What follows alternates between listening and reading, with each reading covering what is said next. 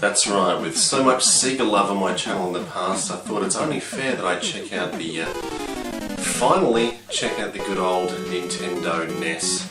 One of the classics from the 80s. It rose from the ashes like a phoenix from the crash of 1983 and restored everyone's faith back into video gaming after Atari and ColecoVision, and everyone's sort of helped make it turn into a big downfall. It was a great time, especially for Nintendo and also for video games. And there you have it, the good old Nintendo Entertainment System with its revolutionary D-pads, its slide in from the front cart interface. It's a sight to behold, but don't get too excited, fans, because what we're going to do, instead of looking at the old generic Nintendo that everyone's done on YouTube and everyone's gone, boring, we're going to look at the original Japanese Nintendo, or the Nintendo Family Computer. Yes, Nintendo in Japan was the family computer, or Famicom for short.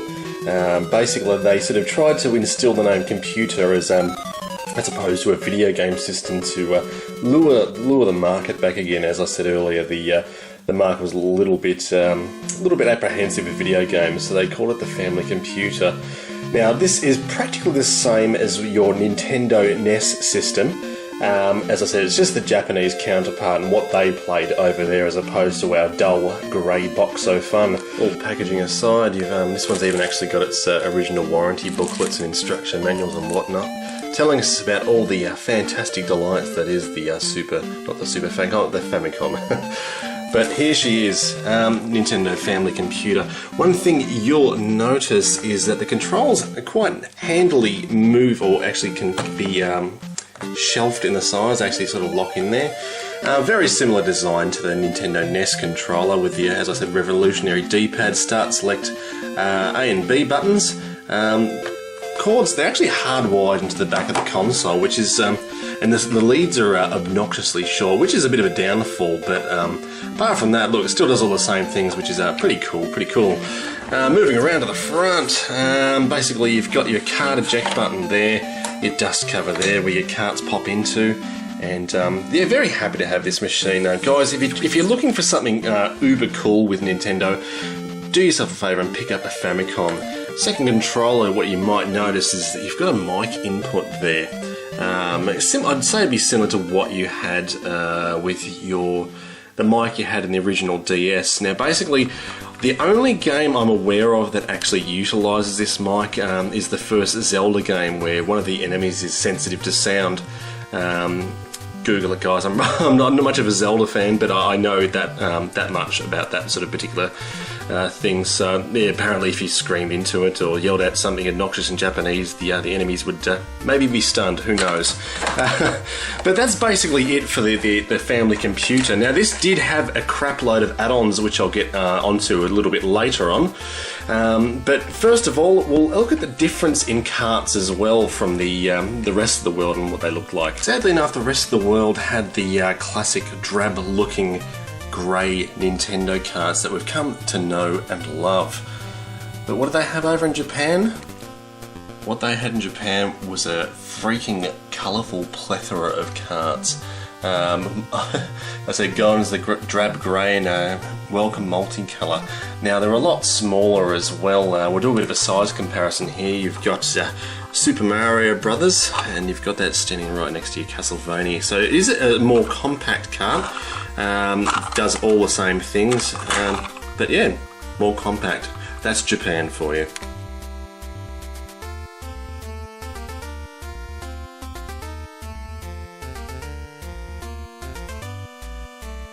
Nintendo brought in the early stages to sell their Nintendo sets. I think you had the action set, and I think they had the one with the robot as well. Now, that wasn't any different in Japan either. So we had the old family computer robot, or as it's known in the States or everywhere else in the world, good old Rob, or robotic operating buddy, which would help you along in your gameplay. Bit of a gimmick. I think there's only 2 games released, which I think was Stack Up and Gyromite. But yeah, it's pretty. Nintendo's always been innovative for doing weird shit. They've got their motion controls with the Wii. They had their Virtual Boy, and they brought this freaking thing out. So good on them for having a crack. It was certainly something different. I remember as a kid I was just like, man, that'd be freaking awesome to play with Nintendo with a robot. But when you actually do get a chance to play with one of these, it's not that exciting, so... but still, nonetheless, it's still a good collection piece to have. Now, along with Rob as well, he had the good old... Oh god, I can't believe I'm wearing this. Nintendo Power Glove. It was made by a different company. I think it was... Oh, I can't remember. In Japan, there's a different name for it. I'm pretty sure one of my trolls will correct me later on. But that was also available in Japan. A little slightly different colour scheme as well. But still pretty much as useless as the Western version. Now, also one of the things Nintendo had for the Famicom was the Famicom disk system. I actually, sadly enough, don't have one, but there's a pic right there if you want to have a look at that one. Nice. I hope to get you off eBay or perhaps from somewhere soon. Basically, what this allowed you to do, the games were actually on little discs, and it allowed you to save games as well before they had the battery backup. So they had little discs like this. This is a copy of Samsung for the Famicom disk system, as you can see on the little label right there. But yeah, Nintendo disc, pop it into the system, and away you go. Loading times would be a little bit slower, but it did give you the opportunity to save games and whatnot, so that was fantastic, and another innovations by Nintendo at such an early date. And what is this abomination I've just strapped to the top of my Famicom? Basically, this is the Famicom network system.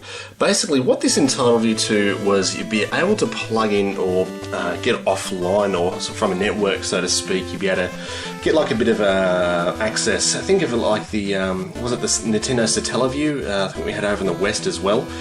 Basically, it enabled you to sort of go onto a server of sorts, get some cheats, codes and whatnot as well. I think they had like little mini games you can actually download for the discs, and don't quote me on that. I'm not very cluey with this particular add-on though. It's a little bit rare, so it's but for its time to actually to get onto a modem or get online for in the 80s, it was just freaking unheard of. So great little addition to the old Famicom. And if you can find one of these, they're definitely worth picking up because they're worth a pretty penny at the moment.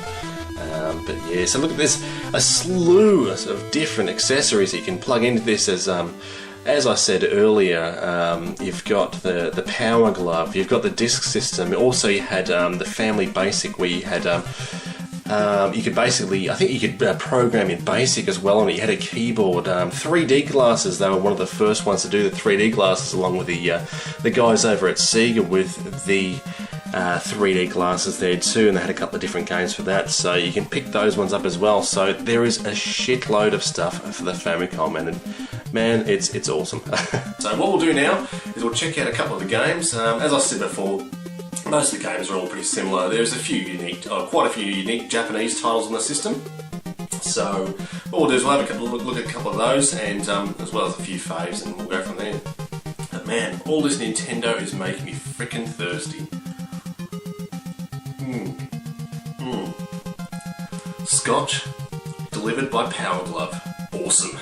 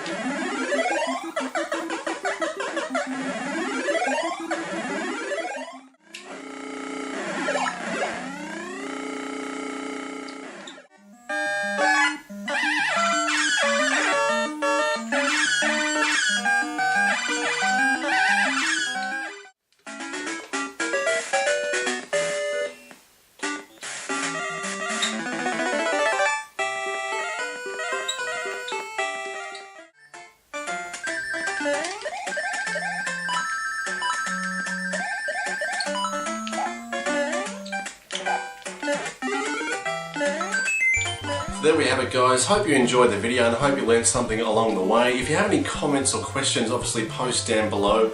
Remember to subscribe as always, and I hope to bring you another video very, very shortly. So, got a few interesting ideas in the works, so by all means, tune in, subscribe, and keep the show going. Thank you very much, and we'll see you next time. Won't we, Rob? Yes. Lame joke.